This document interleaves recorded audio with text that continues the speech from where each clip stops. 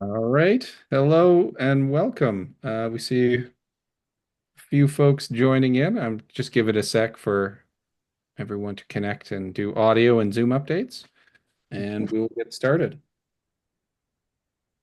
Perfect. Yeah, so my name is Aiden, and today we are looking at using FlowWise to create AI chatbots for your website. And today's session is hosted by Drupal Toronto. Sorry, AI Drupal Toronto, which is actually an evolution of Drupal Toronto, which is the third oldest Drupal group we are aware of. And so very excited to have everyone joining, some from close and some from far. So it's great to reconnect with everyone. Today's agenda, just going to run through this very quickly. We're going to start off with some intros and announcements, and then we will spend 5 minutes together in virtual breakout rooms. Just a little opportunity to say hello and make it a little more personal and maybe build some connections. And then we will start our session and run it for about 40 minutes and then have time for Q&A at the end. As we are part of all events with Drupal Toronto run with a code of conduct.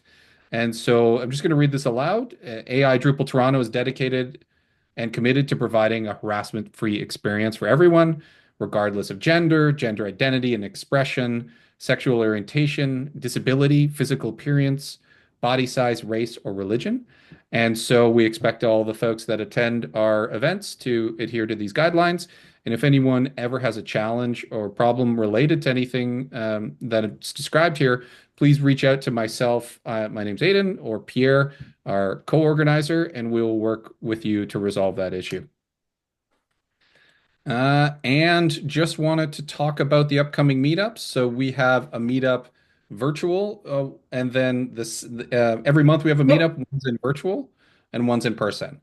And so the next one upcoming is going to be AI enhanced coding tools for the web in person in Toronto. This will be a bit of a more informal style meetup where Pierre and myself we're both Cursor users, so we'll probably dive into that. But there's also GitHub Copilot, which my team uses as well. And so we're inviting folks, if you use any tools, to please let us know, and we'd be happy to have more people just at a round table kind of structure where we can talk about what works for us and what doesn't using AI coding tools. Another event that is the big Drupal event upcoming is DrupalCon in Atlanta at the end of March. It's on the 24th. So it'd be very exciting, big Drupal event. There's probably a lot of AI things that no doubt will come out related to Perfect. I hope everyone had a chance to meet someone they never met before and maybe make a connection and over a common interest with AI and all of that. Just want to mention today's session is sponsored by Foster Interactive, which is our company, and diving into the main event, using FlowWise to create AI chatbots for your website. I'm super excited to introduce Greg Copen, freelance developer and consultant. And Greg, I'll pass it over to you. And you're muted. Thanks, Aiden. Right. Okay, let me set up my screen here.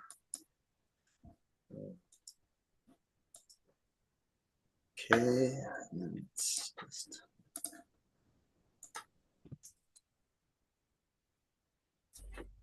Can everyone see the screen okay? Yes. Okay, excellent. Okay, good morning, everyone. My name's Greg. I'm coming at you from Nelson, BC in British Columbia, in the Kootenay region up in the mountains. And yeah, I'm going to be talking today on using FlowWise to build agents for your website trained on your own data. So a lot of what I'm going to be showing today is going to be a cut down version of a presentation I gave at the Pacific Northwest Drupal Summit a few months ago in Seattle. And so there is some sort of theory in the beginning I'm going to speed run through.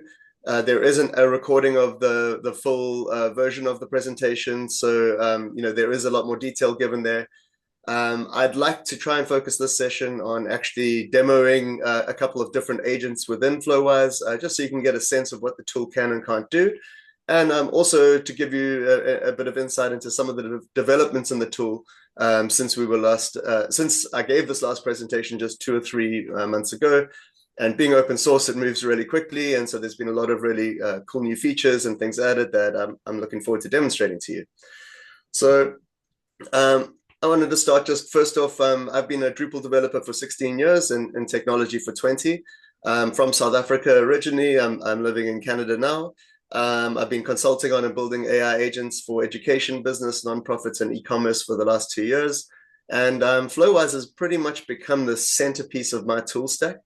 I'm passionate about open source, and I'm also busy currently researching and putting together a pretty powerful stack of open source tools to do AI and automation related things that I'm hoping to kind of package into a sort of managed product at some point in the near future. So this is the classic Canadian agent building lab. The ski resorts right in the background. There's some weird Yeti misshapen blob things floating around, walking in the back there. You can see this guy in the front clearly knows how to ski. He's standing correctly on his skis, of course. And, we're using the latest and high-tech vintage equipment. So that's pretty much where all the magic happens.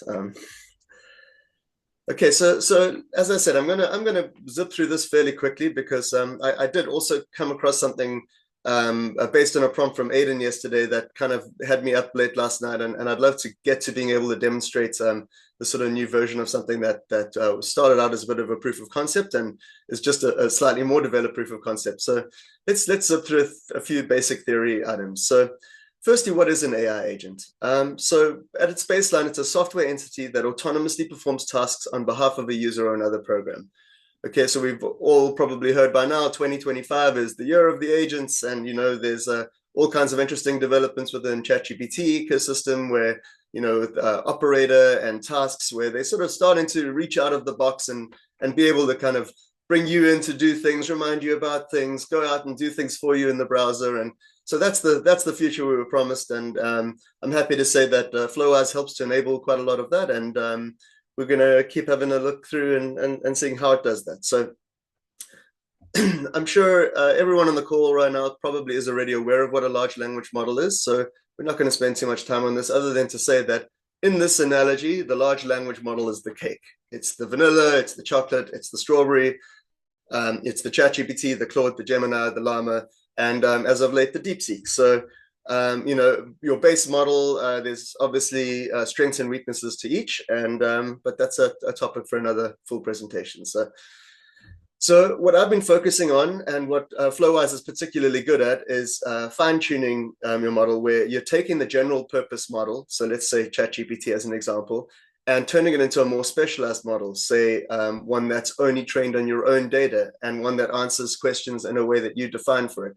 So the biggest benefit of this and these techniques is that you put a boundary around what that agent can and cannot say and do. So with ChatGPT, obviously a big concern with using it in a business context is the fact that it's, there are still hallucinations. It's apparently still at around a 20% hallucination point that is going to decrease with time. But this is a really surefire way to lock it down and really kind of get what you want out of it without worrying about it telling your customers to put wood glue on their pizzas to glue the cheese on. So there's two main techniques we're going to be using to fine-tune here. And I like to think of the fine-tuning as the icing and the decoration that goes on top of the cake. So the first one is one you're probably mostly familiar with. It's prompt engineering. And so that's kind of telling the agent to talk in a specific way, to adapt a certain tone, to be professional or be casual. So this is, I like to think of it as the personality that you're effectively giving to your agent. The second one, which is the more important of the two in many ways, is that primarily what I'm going to be showing and what we're going to be looking at building today are retrieval augmented generation agents, or RAG agents as they are also called. So RAG is basically a technique that augments your existing training data, the LLM's existing training data, and defines, is this going to be a strawberry icing? Is this going to be a chocolate butter icing? Is this going to be Is this going to be cherries on top? And so really, this is going to be trained on your own PDFs, your own website, your own files and information, and it's going to be refined to answer questions only based on that data, as opposed to all the data that ChatGPT has in the large language model. And I say ChatGPT fairly interchangeably. Obviously, it could be whatever your preference is. As we're learning, some are better at some things, and we'll talk through that as I proceed with the demo. Okay, so a very quick look at what the RAG generation pipeline actually looks like. So on our left-hand side, we have the data connection, the source. So this would be your Drupal site. This could be your Slack channel. This could be your Jira tickets. Really, this is really the ingest part of the funnel, and this is where all your information and files are going to be added. So there are multiple ways to do this. Putting them into a Drupal site is one of them. I've been using this external tool called API-Fi for a while now. That's a really powerful scraper, and I've been using it in conjunction with Drupal and other sites. And really all that it does is it converts your website into LLM-friendly APIs. So it scrapes the data, it converts it to Markdown. You can actually do some manipulation on it, dedupe things, strip out base encoded images, things that mess with the overall model. You just want to kind of have a really nice clean data set coming in. And so that's largely what API-Fi has been helping with. Okay, so we're going to be loading that data in to FlowiseAI in this case. And I should just mention at this point that FlowiseAI is capable of doing this entire chain that we see in front of us. Part of its strength is that it can also only do parts of it if that's what you need. So we'll talk through that in a bit too. So we're going to load that data in. But now, importantly, if we're talking about 100-file PDFs, that's not going to be hugely useful to our chatbot because it's huge chunks of text. It's hundreds of pages. And so the first step we're going to do is we're going to transform it. And so this is also known as chunking. And so chunking, we're going to be basically splitting it up into chunks. And then we're going to be embedding those chunks into a vector database. So in our case, for today's demo, we're going to be using Pinecone. It's not open source. It is very easy to use, though. It's very reasonable to run, and it's got a really nice interface. So I am looking into replacing that with open source options like Quadrant. But there was a bit too much of a learning curve on that to get it running for today's demo. And so finally, on the far right side of the diagram, we're going to be retrieving that information for our chatbot from our vector store. Now, this is just an important point to make at this stage, is that there are many different ways to get your information into a vector store, like Pinecone. And once it's in that vector store, now you have something that the chatbot can be able to talk to and reason with and understand and do really fast lookups. And we'll have a look why in just a moment. Okay, so what is a vector database? So a vector database is a bit different to your normal relational database like MySQL or Postgres, in that it's basically storing arrays of numbers that describe the relationships between the chunks that we've embedded into it. So, when you're chunking, you'll have sort of a block of text A, block of text B, and there'll be some overlap over that it can use to relate the two. It then stores that relationship in terms of these strings of numbers, as you see in the sort of blue numbers in the diagram down here. That's what the database entries look like. And on the right-hand side, we can see that it's important to understand that this is a multi-dimensional array, and that you've got the relationships of the items depending on the other items that are similar to it, are defined in this 3D space. So as an example, we can see boats and ships are somewhat closely aligned, whereas bananas and apples are closely aligned, whereas football is totally unrelated to either of those things and is out here on its own. And so the main reason for this is the speed of these lookups. If we were doing text-based searches every time the agent needed to look up something, it would be quite time-consuming and require a lot more processing power than looking up things with a vector database. Okay, so that was the rapid fire theory part of things. Now we're going to just talk a little bit about FlowiseAI for a moment. So basically, FlowiseAI is a user interface built on top of the LangChain framework. So the LangChain framework is a popular framework for building agents, and FlowiseAI is, in my opinion, the most developed of the user interfaces on top of it. It uses a node-based approach. Everything's in the interface, so it is incredibly quick to prototype things, to quickly train up a chatbot. And in fact, in many ways, I have been taking the approach of building a small proof of concept to approach clients with before even having a conversation, and many times just because it's quick to scrape their website, quick to train a little chatbot, and it's much easier for them to see the value in it if they can actually start using it right away. It also helps once the client is through the door to manage expectations, because it goes from like this sort of feeling of like, oh, I don't think chatbots are terrible. I don't think I'm going to really be able to make use of this, through to the other end of the spectrum where it's like, well, now I can do my laundry, and so it helps to establish a realistic understanding right out the gates, to have them working with something, and then you iterate in terms of like, well, why is it answering this wrong, and shouldn't it ask this? And so that then we sort of have a dialogue open as to refining the training data and the prompt. Okay, so I did, I think, mention, but I'll repeat it again. FlowiseAI is open source. It's got a very active development community.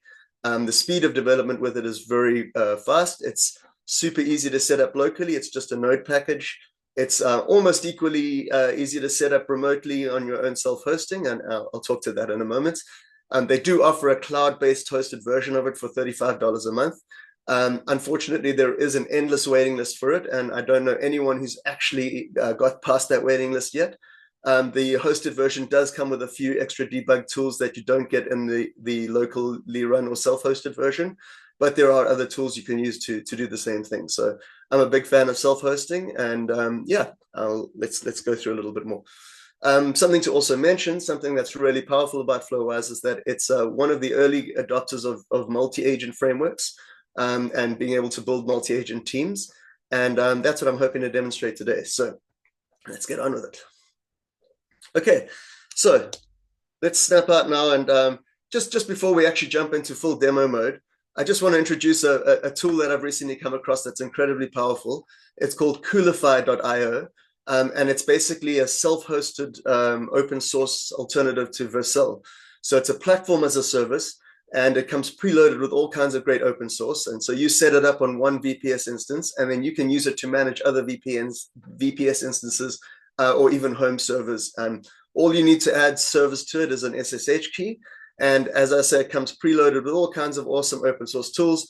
And one of them is FlowiseAI, but not just FlowiseAI. There is just FlowiseAI if that's what you're interested in. But this is a Docker Compose stack that also comes with a Postgres record manager, a Redis caching layer, and Quadrant vector database, all built into that same Docker stack. So it's really super quick and easy to deploy and start to work with quite a complex stack. So that's how I have this instance that we're going to be working with running. Let's jump right in. So apologies for the speed of things, but I have a large amount of demos lined up, and I'm not sure we're going to get through them all, but it's really the end one that's most interesting and useful to us all, I think. So I'm going to just take it from a really starting point of like, let's just have a very quick look at the FlowiseAI interface. And then we'll dive into sort of building the sort of barest minimumist, the easiest, smallest chatbot that we can. In fact, we're going to be working with bringing it in from ChatGPT. And then we're going to quickly scale through the various iterations to get right up to a multi-agent team. Quick overview of the interface. So over here, we have our main chat flows page. Each of these we'll sort of be able to click into, and we'll show how this agent is built. And on the left-hand side here, we have a whole range of pre-built nodes and utilities and tools and things that we can be dragging and dropping onto here. So, all of these are modules that exist within the LangChain framework. So if you're already familiar with building these agents with code using LangChain, most of those concepts will be familiar to you. So these are our individual chatbots. We then have agent flows, which are basically our multi-agent teams. And we have assistants, and this is where we're going to get started in just a moment. I do want to point out there's this really amazing marketplace that's updated fairly often. I don't know why they call it a marketplace, because it's all free. Each of these is a template that we can use to to be able to get started quickly. If you use the template, it's automatically going to clone that into your own space, and you're going to be able to just set your credentials on it and start working with it. So there's a lot of great learning in here. There are some really powerful flows, some very complicated ones like agentic RAG, which is a bit beyond the scope of what we're going to do today, but it's basically RAG with a learning and a feedback loop kind of thing. So, I think that's what I also really appreciate about this tool, is that it's pretty straightforward to get going with it. You can build stuff very quickly, but it's actually a very deep tool. And I think there's a lot of scope for learning and being able to integrate it with other tools that really extends its usefulness. Okay, so we're in our custom tools section. We're going to have a look at each of these tools as part of some of the demos in a moment. We've got the example of sort of printing or exporting a text document, sending a message to Slack, and then using a meta search engine. So, agents really thrive when they are able to reach outside of their black box. And so, using the natural language processing provided by the large language model is a really powerful thing, but then enabling them to be able to go and fetch updated information that existed after the model's training date, or go and integrate with tools like Slack or Google Sheets or that sort of thing. Those are all very useful integrations, and there are thankfully a ton of ways to do that. I'll hopefully get to chatting a bit more about that later. Okay, so credentials. You can see I've already gone and set up and preloaded a bunch of different credentials here that we can be reusing throughout our chat flows. This is a very convenient way of doing things, because you enter the API key once. It's protected in here. If we edit any of these, you're not going to be able to see it again. But it does allow you to reuse all the services you have across multiple flows without needing to keep track of lots of different API keys. Okay, so there are variables that we can also be sharing across flows. We're not going to go into that much depth with that today. API keys, don't worry that you can't see this API key. Basically, all that it is a way for us to be able to protect our flows should we be using the API integrations of FlowiseAI. So that's an important thing to mention too. In the retrieval state of things, we have several different ways we can use FlowiseAI. One of the easiest is just to embed it in a website, and we get some code to be able to do that. It also generates code to make a custom React component out of it, if that's your chosen style of integration. You can also share a link to it. And finally, everything in FlowiseAI is exposed through API endpoints. So, you can easily wire it up to other automation tools to do just the parts of it that you need done using the FlowiseAI elements that you need. Okay, and finally, document stores are something we're going to dive into in just a moment. This is a really convenient newer feature to FlowiseAI. It had just been released when I last gave this presentation, and it really helps you to clean up the flows, as I'll demonstrate in a moment. And it helps you to kind of really consolidate down having your data stored all in one place. So if you need to update multiple chatbots that all use that same data source, you only need to do it in one place, and they're all automatically updated, which is super convenient and a much cleaner way to do things. Okay, so let's get started with the actual demoing. So first step, I wanted to just mention, OpenAI, when ChatGPT was launched, it was exciting. And then when they came out with custom GPTs, I think that was quite mind-blowing for a lot of people, this idea that, you could train an agent. And so just to be clear, a custom GPT is a simple form of a RAG bot. It's basically it allows you to add files to train it on. It allows you to choose the tone of the prompt. And so, right back when that was first launched, I think the first week that it launched, I worked with my teenager, and we put together a little homework tutor sort of mentor that she named Procrastinope. And so the idea was that it would keep her on track with her homework. And I'm not going to say it ever worked, but it was a great little proof of concept. And so what I'm showing you here is I'm loading an existing assistant from ChatGPT, from a custom GPT that we built in the OpenAI interface. So all I did was I loaded my OpenAI credential, and right away, we can see from the dropdown that we have a few different custom GPTs that are created in there. So I'm going to load Procrastinope. And right off the bat, it kind of gives us sort of it imports all of the stuff from the custom GPT. And here's the prompt. I'm a student looking for a mentor to help me focus on my work and stop procrastinating. I want you to be firm with helping me manage my time, blah, blah, blah. And finally, it gets down to, you should have a clear way of speaking with a small element of Yoda or a Kung Fu master. So that was just our way of kind of introducing a little bit of fun to it. Currently there are no vector stores or files added to this. This is really as simple a custom GPT as you can get. But I just wanted to introduce it here so that we could have a quick look at how this might be, why you would want to bring this into FlowiseAI. So first off, we can, okay, so it's in here now. And if we wanted to, we could now go to chat flows, and we could go and open this is basically the simplest node that we're going to be able to create here. In fact, these two custom tools are not even necessary. All that we need to be able to use this within FlowiseAI is this OpenAI assistant. And from here is where we would go and choose, right, if we want to use procrastinate. And now right out the gate, I'm going to just save that. And we've got our little test chat here. And I'm going to clear that. And I'm going to say, and we've got two test prompts here, or starter prompts as they're known. So I have a new assignment. And now we should have the agent saying back to us, great, tell me more about it. Welcome, young apprentice. Ready are you to conquer the homework? Tell me, what assignment have you received today? Do or do not, there is no try. So in our very quick example here, I'm going to just say, I have a history assignment on writing an essay about the origins of World War II. Please help me prepare a study guide and outline for research. Okay. And so now I mentioned just while we're waiting for this that part of the power of also bringing in something like a custom GPT into FlowiseAI is that we can now bolt on additional custom tools to this. So we've got two options here on the left hand side. We've got two custom tools set up. The first is to send our message to Slack, and just to show you this little drop down here. Sort of links in with our custom tools that I showed you that were added in that other area. So here we've got a little bit of a outline.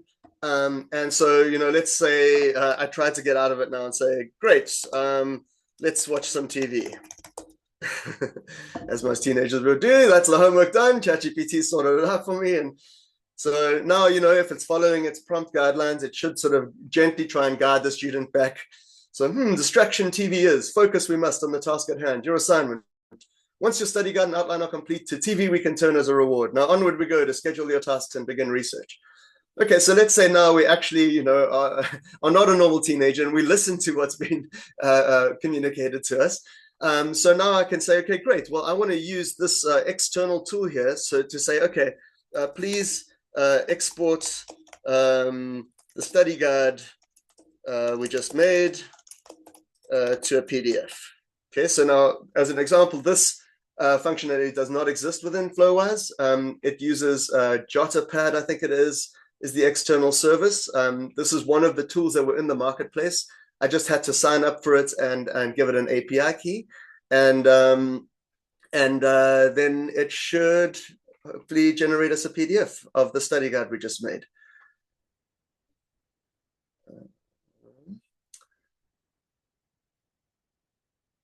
It worked last night when I tried it.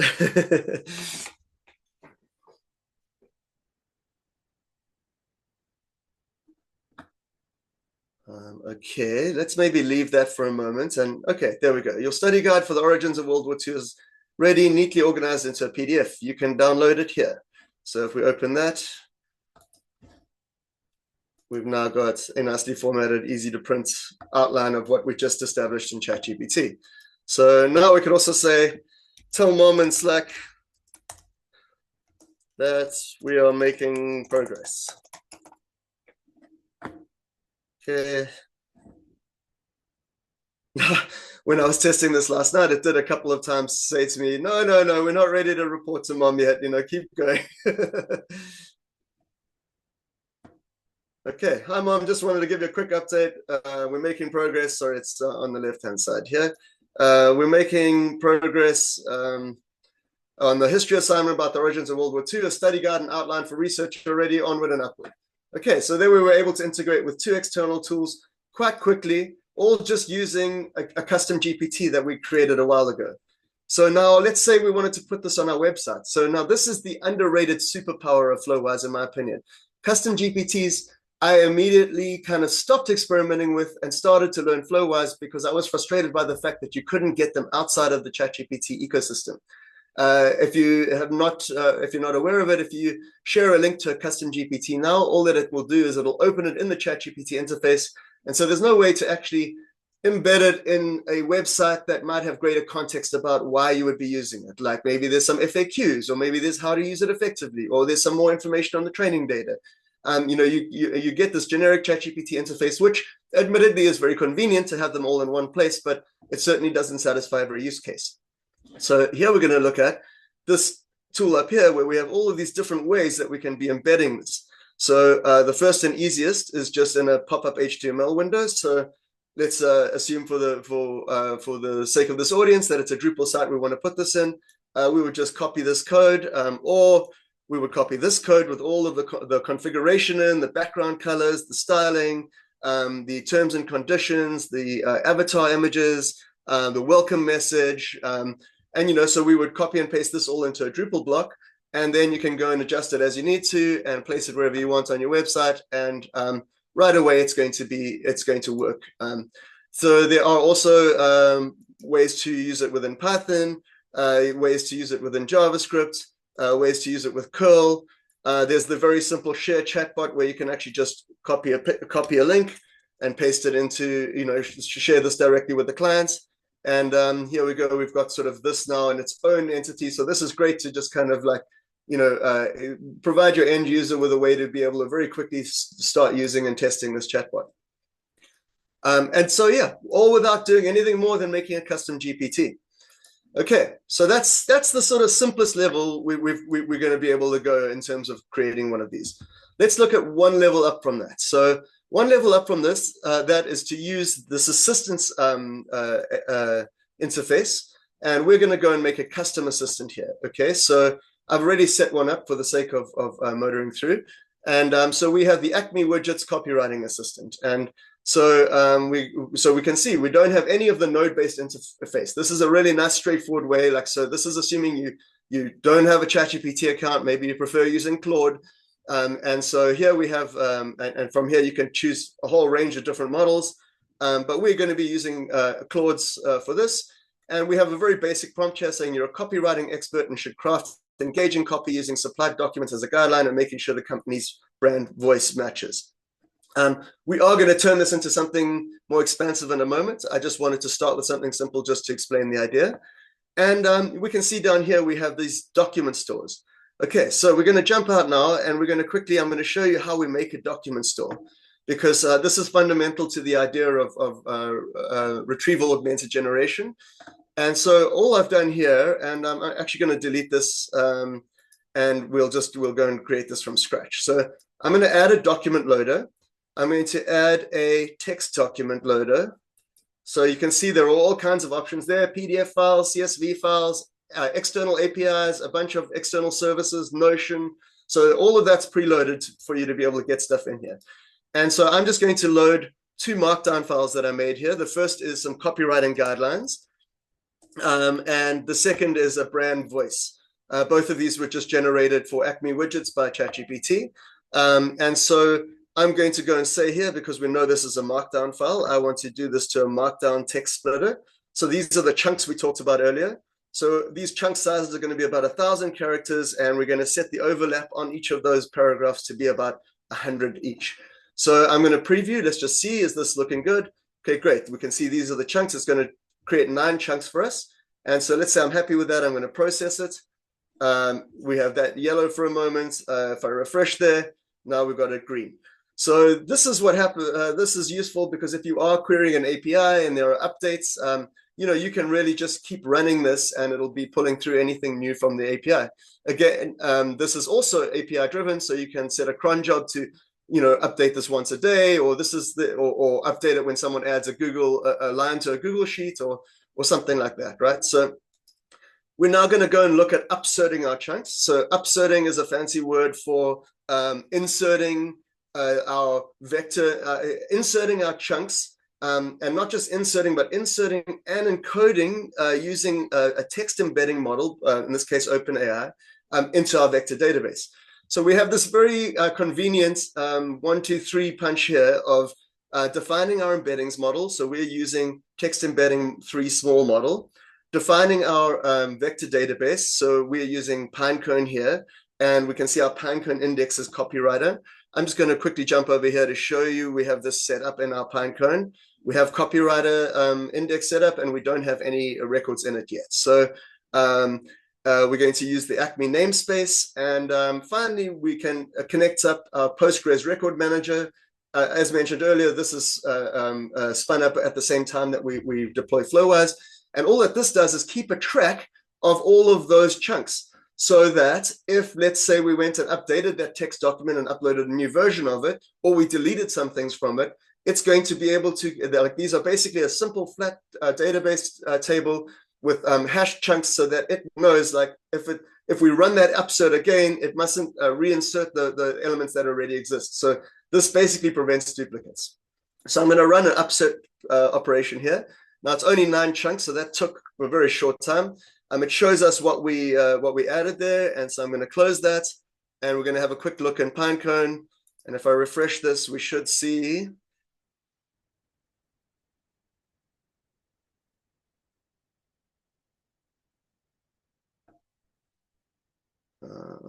our 9 chunks are in there. And so we can see, if we have a look at these blobs, there is a chunk, the brand personality is friendly and approachable, we communicate warm, engaging. So these 9 chunks are going to be what's going to inform our copywriter how to write good copy. Okay, so let's go back over to the copywriter. And, the other thing we're going to want to do here, sorry, she was in an assistance, so they were in assistance. Okay, so this is a pretty boring little prompt, right? It's going to work. And okay, so here we are going to go and see, we are able to, and because I'd already set this up, this is using those guidelines that we just created. And you can see there's little like AI generation things here. I've used these brand voice guidelines when creating content for Acme widgets to maintain consistent. So this, so I wrote a very simple one. We're going to do the same thing here. I'm going to generate this, and okay, okay, so let's just copy that and generate it here and say describe that, and we're going to generate,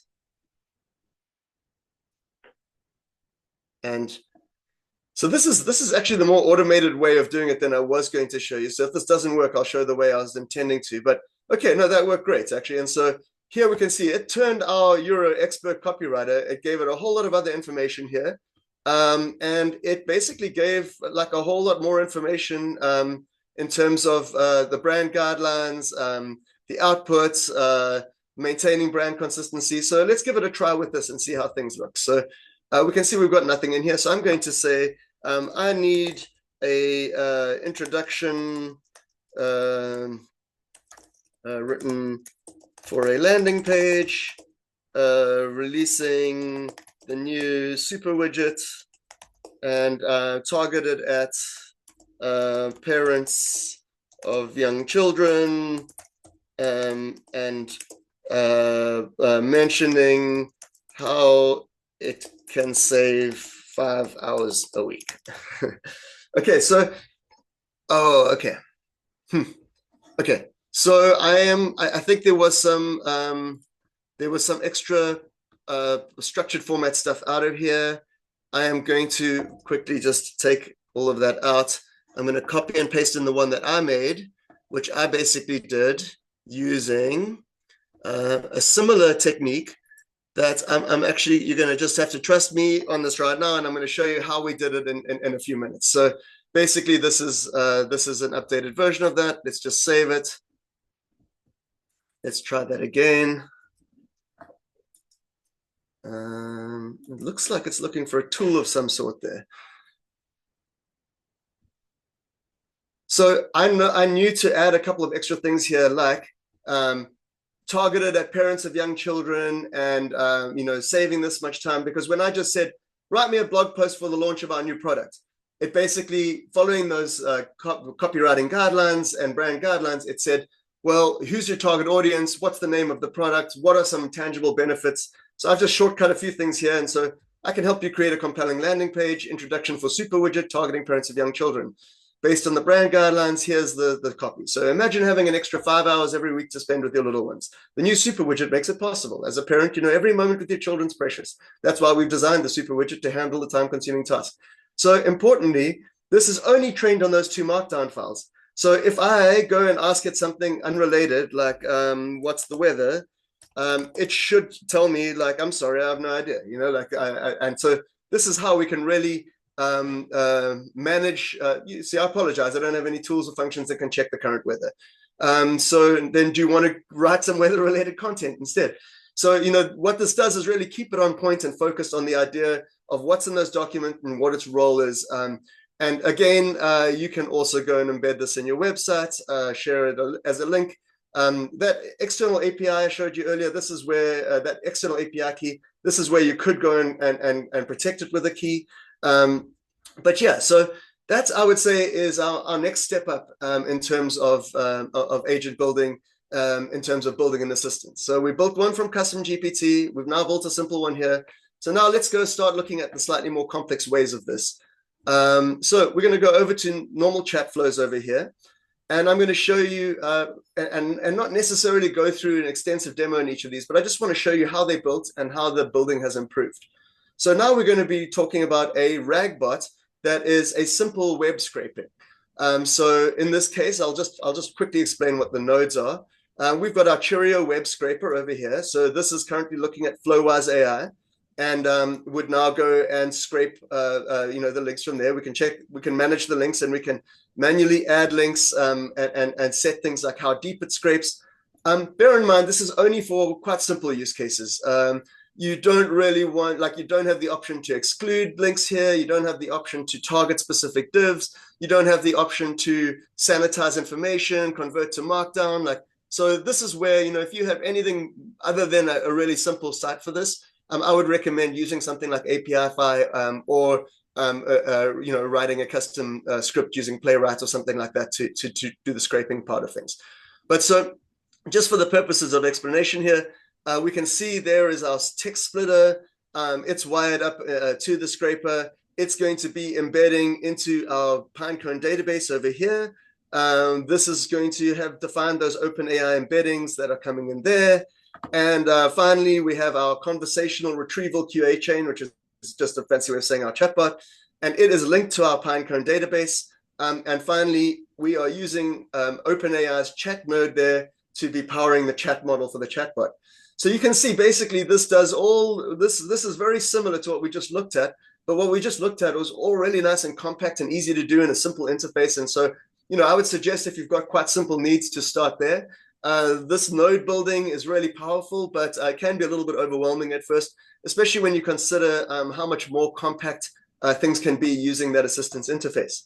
So this big green button here allows us to upsert from that scrape into the vector database. And I don't think we have a record manager here, so there is actually a possibility of it duplicating things. So, that's the other thing that this is not using, which is kind of a little bit of a pain in some ways. So, okay, so it added 494 documents, is we're not using the document store here. So, we kind of like everything, all of that stuff we saw in that nice document store interface is like 4 different nodes here that we have to connect together and configure. Whereas if we were using document stores, it would look more like this. Okay, so I'm just going to navigate away from there. And I'm going to show an example of a much simplified flow where, hey, we already went and set up a document store. Let's have a quick look at what's in this one. We have BCAI. So effectively, the BCAI is a artificial intelligence funding program that the BC provincial government has released. And effectively what it is it's, here's a quick, a regional artificial intelligence initiative. So it's a way to get funding for various artificial intelligence projects. And, I just thought there's only like 5 or 6 pages here. So I didn't even bother with a scrape here. I just saved them out to PDFs and I uploaded them here using my document loader. And then I uploaded them into the vector database. So just to confirm, if I go back to Pinecone here, here we have our BCAI index, and it already has 51 records in. So, why would this be useful? And surely you could just read the website, right? Well, kind of lazy like that. And the other thing I wanted to show with this is we're using another quite cool tool that we can, I'll just give a very quick example of here called Open Router. So Open Router is a service you sign up for. You load credits to, openrouter.ai is the domain. You load credits to, and basically you can use then one single API key and access over 200 different LLMs. So we can see here, DeepSeek's available, Gemini 2 is available, and there's a bunch of other really useful tools on the site. If we had more time, I'd love to take you through it, but for now, we're just going to have a look at that. We're using the chat open router here. I have connected my credential there. And here I've just been able to tell it, like, use the DeepSeek Llama distilled model. So, the reason for this demo specifically was to show you how we could be referencing new models without even having to get a API key directly from them. As you may know, DeepSeek had a denial of service attack, and I was trying to get an API key from them yesterday, and I couldn't. But this sort of sidesteps that. The other thing that this sidesteps, especially with using tools like Plan, which have quite high token usage amounts per minute, you sidestep all of the thresholds that Anthropic and ChatGPT put on how much usage you can have. So I highly recommend the openrouter.ai service. It integrates well with Flowise. Changing a model is as simple as going and saying, picking the model, copying the thing there, and pasting in the new one there, and now you're using a different LLM in the background. Okay, so let's just give this one a super quick little test and say, I've got copied and pasted a few things here. So what's this grant program about? And then... And Greg, we just got a few minutes left, but we can go extra for questions if you're up for it. But okay, so are we? Sorry, and my time is different to your time. So are we looking at questions in about 5 minutes? Did you say? Yeah, we'll start questions in 5 if that works for you. Okay, so then you know what? I'm not going to dive too much into this because I have something I'd like to. I'm going to give you a super quick overview of multi-teams, and then we can run something in the background that we can have running while we have a question and answer period. I'm sorry, I didn't have a lot of time to time this out, so I'm gonna demo until Aiden says stop. Okay, so very quickly, there are two types of multi-teams in Flowise, and the beauty is you can quite easily wire in your individual agents that you have gone and built as part of a multi-team. So that's another big advantage over using, say, just custom GPTs. Here you can wire together several custom GPTs and have a single interface to query them all. So the first I'm going to show you here is the chat model of multi-teams. This relies on a supervisor and 2 workers. So this is a very simple one. This is how I actually crafted the prompt for the copywriter. So basically, we can see here we've got a prompt creator and we've got a prompt reviewer. So just to show you how this works, if I went and said here, let's just clear that. Okay, if I went and said here, you are a copywriter and must help me copyright, must help me write good documents. So something super generic and simple. We can see here what's going to happen is the supervisor is going to say, right, create a detailed prompt that outlines the requirements and context. They hand that over to the prompt creator. The prompt creator says, no problem, I can take that, I can turn it into something. The prompt creator creates the prompt, hands it over to the prompt reviewer. The prompt reviewer says, okay, great, I looked at it, I've made some changes, I've fixed a few things, clarity and consistency, changed AI agents to AI agents, direct request for information, so at the end of it, here we have a much more beneficial, we have a much better prompt that we could use. And obviously we can keep extending on this and keep going backwards and forwards with the reviewer until we end up with what we want here. So this is a great tool. It comes in as part of the marketplace. You just drag it on, set your credentials, and you're good to go. Okay, second one, and this is before the big shebang demo, is a sequential team. So this is much more familiar with your classic coding paradigms. of, you have a starting node. It runs through various things. It runs through a writer. The writer loops 3 times between the teacher. And so, so you can ask the writer to write an essay, and it's going to go to the teacher, and the teacher's going to grade it, and it's going to go back to the writer, and the writer's going to adjust it based on the feedback. It's going to go back to the teacher's going to say, that's better, but how about this? So it's going to do that 3 times, and then finally, and so here we can see a loop node there. So the one thing I do want to point out here, the big difference between a sequential team and a chatbot-based team is that you're forcing a flow here, so you have more control. And secondly, you can have human in the loop in this context, whereas the chat flow one is more of an autonomous one. So what I mean by that is just, you basically tell that supervisor in the chat flow, hey, I want you to do this, and it's going to run away and do things for you. Here, you can have a stopping point that says, I've finished writing my essay. Do you want to review it? And is it ready to hand into the teacher? And you've got a yes or a no button, and you can say no, and then you can keep going, iterating with it until you're ready, and then you say yes, and eventually it goes through to the teacher. So that is just an important paradigm, this human in the loop idea. And you'll find a lot of clients actually really want that. Before, the bulk email with drafted to 100 people is sent out, like, let me review it and make sure that it looks okay. Okay, so we're going to move to questions in just a moment. What I want to start in the background here is something that Aidan actually reminded me of yesterday, and that is a proof of concept that I put together for the PNW Summit, which was a Drupal module builder. So I'm not going to take a lot of time going through all of this, and this is maybe a good place to answer questions. But just as a very quick input here, we've got our chat model. We're using Anthropic Claude. It's handing it over to a supervisor, and this is now handing it through a flow of a module requirement gatherer who is using a search engine to go and find out if a module exists and if it's better to contribute to an existing module, or whether it's better to make a new one. That hands it over to the module researcher, which goes into like, okay, we've got the requirements defined. Now, what's the best way to build this module? That then hands it over to the module developer, and each of these have got access to the search. And basically, the module developer hands it over to the code reviewer, which checks it against Drupal's coding standards. They hand it over to the documentation specialist. The documentation specialist hands it over to the code compiler. And at each point, I've now told it that it must be logging its progress to Slack. And so what we're going to do is I have a prompt here. I'm just going to run. And now this took about 10, 15 minutes when I ran it last night. I can show you the example of what we came up with last night, but it's kind of fun to let it just run in the background while we take questions. So what I'm going to do is I'm going to open a new chat window here.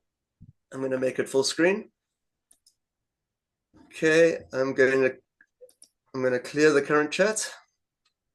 And also, just to be warned, this did actually choke a little bit in terms of the interface. There was a lot happening, but we can see what it's doing in Slack. So let's just open this briefly. So what I've asked it here is I've said, I would like you to create a Drupal integration with FlowiseAI so that I can integrate data from my Drupal site into my FlowiseAI flows, and also so that I can easily configure and place my agent in a block on a Drupal site.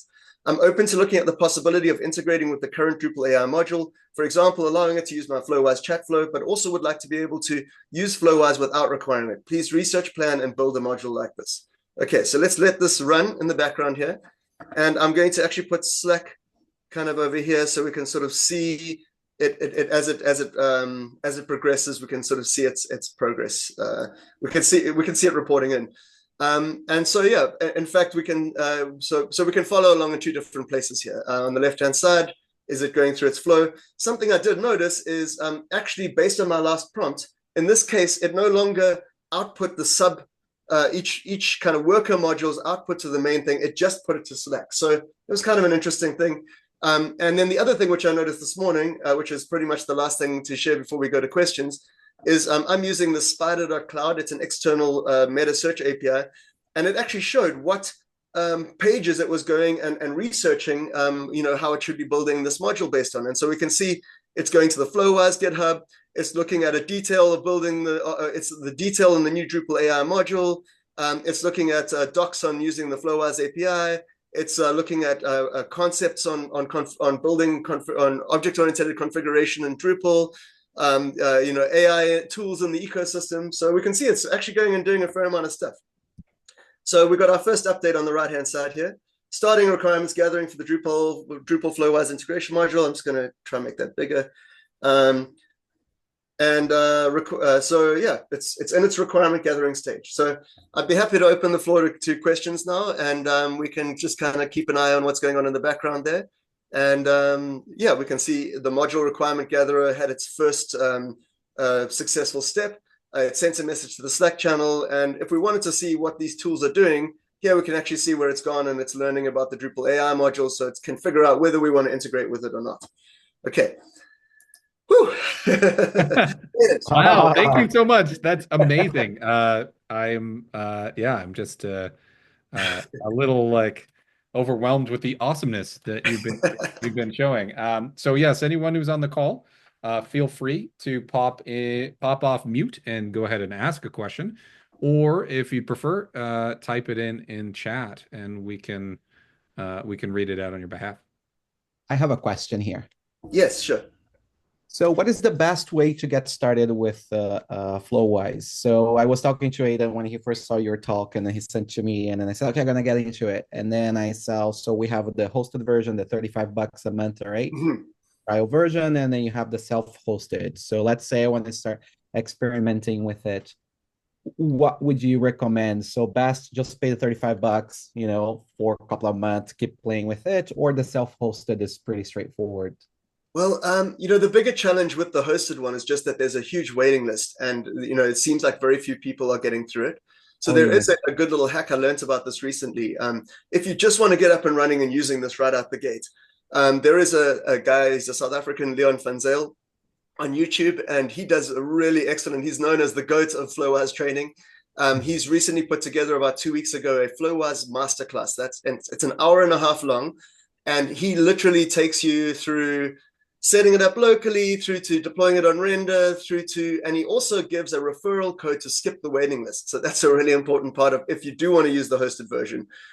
He also shows you how to build 6 or 7 different agents in that hour. So I would highly advise that as a place to start in terms of if you're wanting to get into FlowWise, if you're wanting to skip the waiting list to use the hosted version, or if you're wanting to get going on render for $7 a month. I would say the self-hosting is not without, it is pretty straightforward to get going. It's less straightforward to have the sort of adjacent tools set up with it. There's a little bit of configuration required there. And also, it's a little bit difficult to know your server resource limits there because, you'll find it can run on a pretty small server for most tasks. But then as soon as you're training it on a bunch of documents, suddenly you need to add a couple more gigs of RAM. So I'm running mine through Coolify on an Amazon Web Services Lightsail instance. It's 4 gigs of RAM, 2 CPUs, and I'm running FlowWise, N8N, which is an adjacent automation tool, LangFuse, which is a debugging tool, and a handful of other AI-related open source packages on it. And so far, I've been pretty happy with the performance on it. Oh, I see. Okay, awesome. Thank you. Sure. And just a follow-up question on that, you can also just install it with Node, right, and just run it locally? You absolutely can. It's a great way to just get started if you want to poke around. The only issue with that is that you obviously can't access that from externally anywhere. So you can't embed it on any sites or, so I would say you hit the limitations of that method pretty quickly.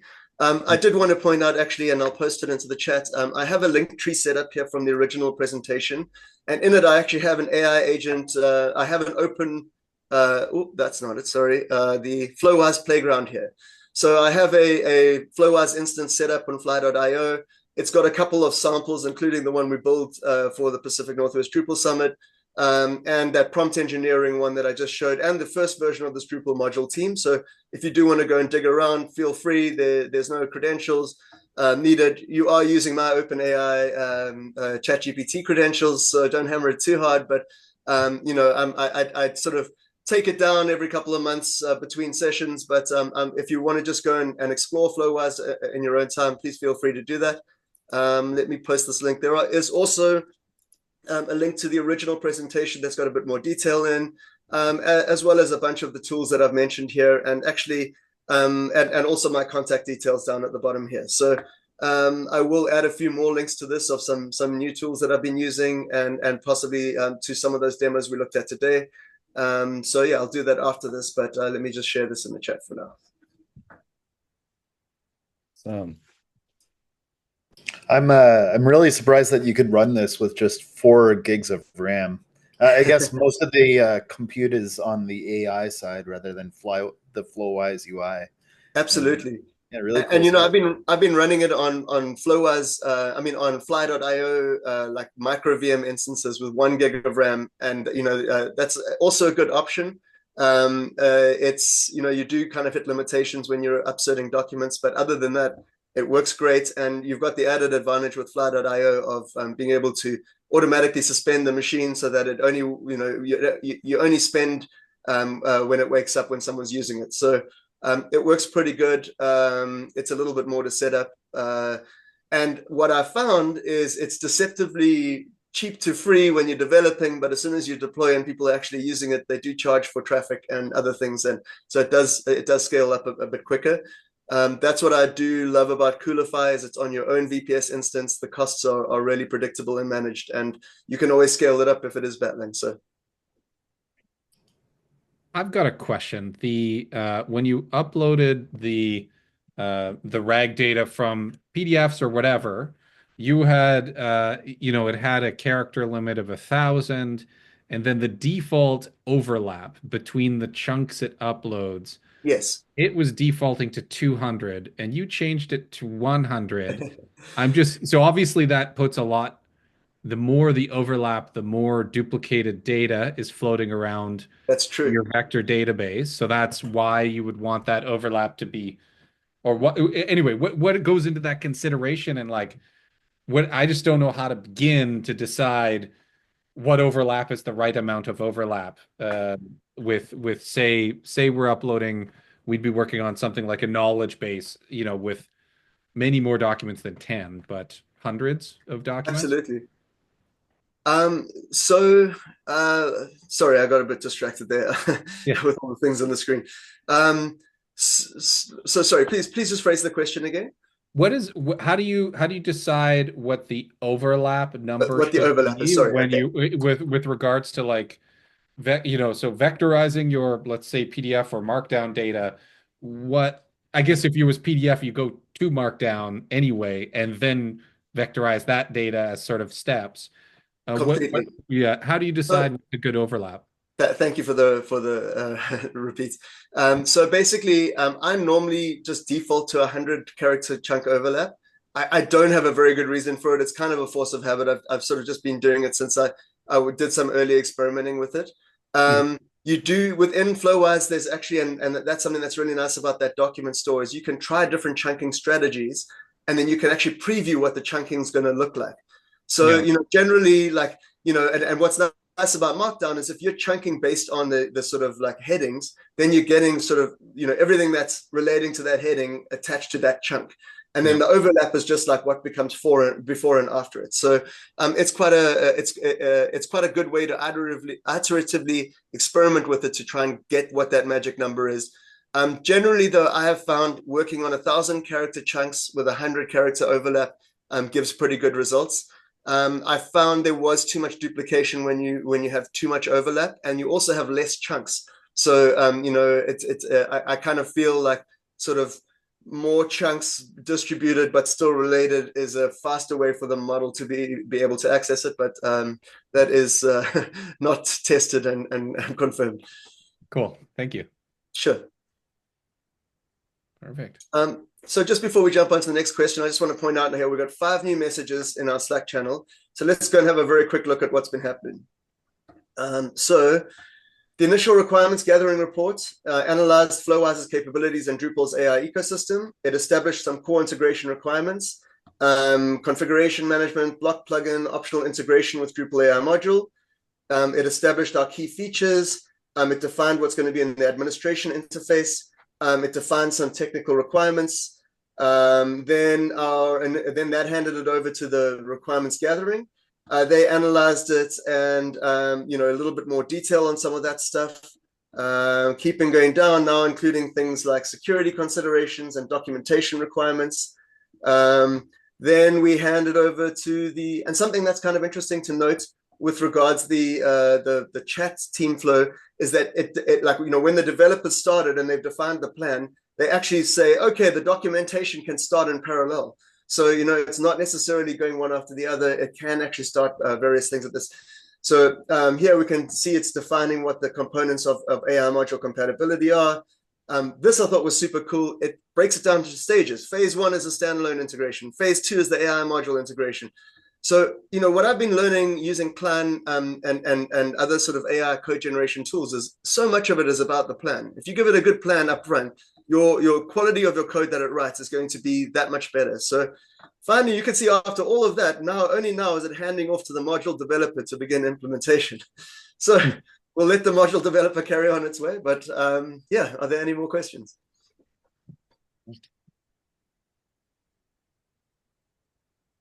I have many, many more questions. And I think we've gone over time with actually quite a few people sticking around, which is amazing. I feel like my question is, are you up for a part 2 of this talk?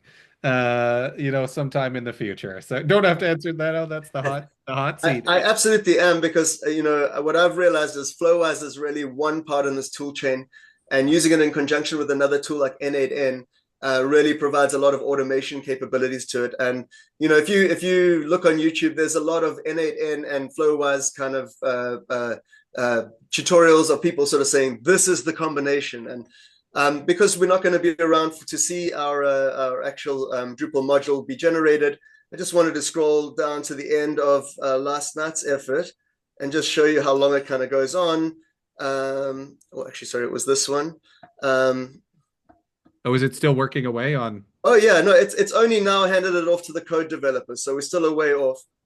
Oh, and that's interesting. Okay, I thought I had it in my history here. Perhaps I refreshed those before I started. Okay, but just to say, it's not fully functional yet. It doesn't actually, like I need to create a custom Flowise tool to provide it as a zip file at the end. Right now, though, it does generate all the code pages. It does create very detailed documentation. And, you know, so I have yet to get to the point of actually compiling it and testing it. But I'm looking forward to doing that with this module and hopefully tweaking it and releasing it if it looks like it could be useful. Yeah, we did an experiment with your old version of just and like saving the files, and it did. Yeah. It was a very, very simple use case we were trying for, but it worked, which was awesome. Which was great. Yeah. Perfect. Awesome. Yeah. One last. So for the phase 2, so if you guys are up for a phase 2 of this talk, a part 2. So what I'm thinking is maybe, you know, Aidan, you and I, we can start talking to Greg and stuff, and then gather all the information we need to basically send ahead of time for people to actually install Flowise, get to play a little bit, and then the part 2 that'd be a great idea. Like the same we did with the Drupal CMS, teaching them how to get the CMS running, and then so one last clarification as well. You were saying N8N. Could you just comment on what that tool does? Okay, so N8N, and I actually have it open in a tab here, so I can just very briefly show you the interface. Oh, I did. So N8N is basically an automation tool. It's like an alternative to Zapier, basically, but much more developer friendly. You can also build agents directly in it too. So this is part of the self-hosted package that I'm working on at the moment. And you can see it follows a somewhat similar interface to Flowise. It has a whole lot more other kinds of interactions though. So you can see it supports a whole ton of services here, similar to how Zapier would do. You know, everything can be fired from a webhook, connect via an API. So there's a huge amount of integrations here. So for instance, if you wanted to update your data store in Flowise every time a line is added to your Google Sheet, you would basically set that part up in N8N. You would authorize it with Google. You would set it in Drive, you know, set up a drive and say, hey, every time a file is added to this drive, add it to my agent's training. And it would basically detect that, trigger a vector embedding process into Pinecone. It can also do it within here, and then sort of ping the document store in Flowise to say, hey, by the way, you've got an update, you know, your agent should now know this stuff. So it's a really powerful tool. Honestly, I haven't dived into it nearly enough, but my goal is to try and find a stack that like doesn't need any subscriptions to do all the things, and so I'm well on my way to it. Amazing. I noticed this one in here. I'm glad you asked, Aiden.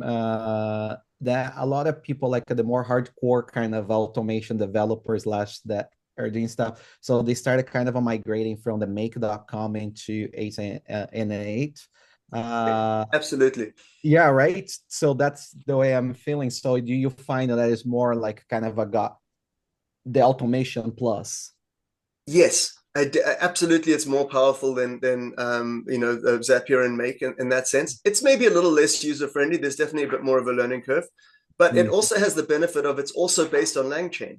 So now if they're both using the same underlying framework, a lot of the chunks have overlap, and particularly too if you now needed to take something that's been proof of concepted or prototyped and you wanted to generate it in straight code using the LangChain framework, you've got a great roadmap to do that, and a good kind of working version of all the pieces together. In my experience, I haven't found a need or a use case at the scale that requires rewriting it in code. Generally, I found these to be pretty resilient, but I'm sure there's some people who prefer to do that at the end of the day. Perfect. Amazing. So I think we got to cut it off here for now. But yeah, thank you so much, Greg. This has been an amazing session, and I can totally jam for like chat for hours after this right now. But we got to wrap it up today. So we're very welcome and would love to have you back at a future event. Awesome. Well, thanks everyone for joining, and I hope you learned some things. Take care. Have a great afternoon, everyone. Yeah. Thank you. Bye. Thank you. Bye-bye. Bye.